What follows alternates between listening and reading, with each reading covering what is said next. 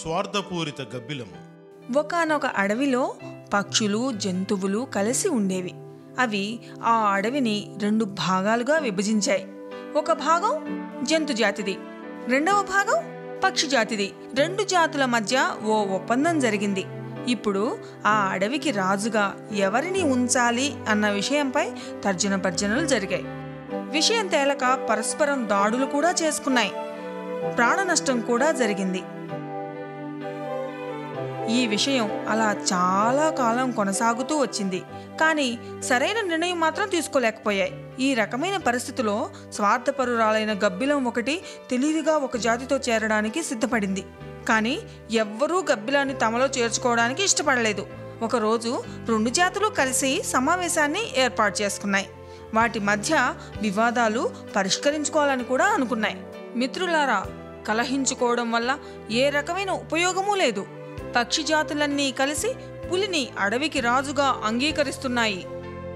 నాకు ఈ గౌరవాన్ని ఇచ్చినందుకు సంతోషంగా ఉంది. ధర్మాన్ని నమ్మండి. ఏ ప్రాణికి అన్యాయంగా హాని తలపెట్టనని ప్రమాణం చేస్తున్నాను. స్వార్థపరమైన దుర్బుద్ధి గల జీవి గబ్బిలం.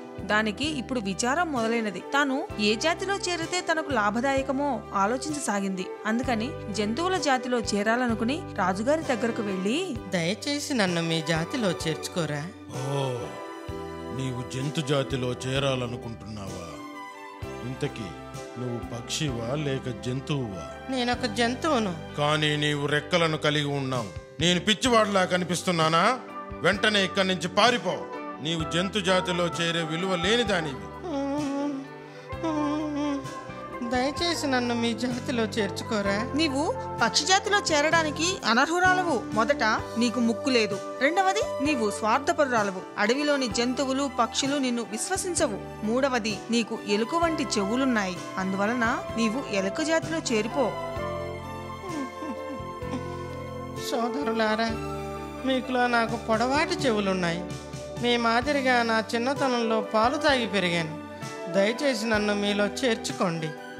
మోసగాడు వచ్చాడు. మనలో అతని కలుపుకుంటే మనల్ని ఎప్పుడైనా మోసగించొచ్చు. అయినప్పటికీ అతనికి తోకలేదుగా. అందువలన మన జాతిలో ఎలా చేర్చుకుంటాం? అతని స్వార్థపరమైన బుద్ధి వల్ల, మోసపూరితమైన ప్రవర్తన ఉండడం వల్ల రోజంతా ఒంటరిగా తలకిందులుగా చెట్లకు వేలాడాల్సిందే. కేవలం రాత్రులు మాత్రమే మేల్కొనవలసింది. ఇదే అతనికి గుణపాఠం.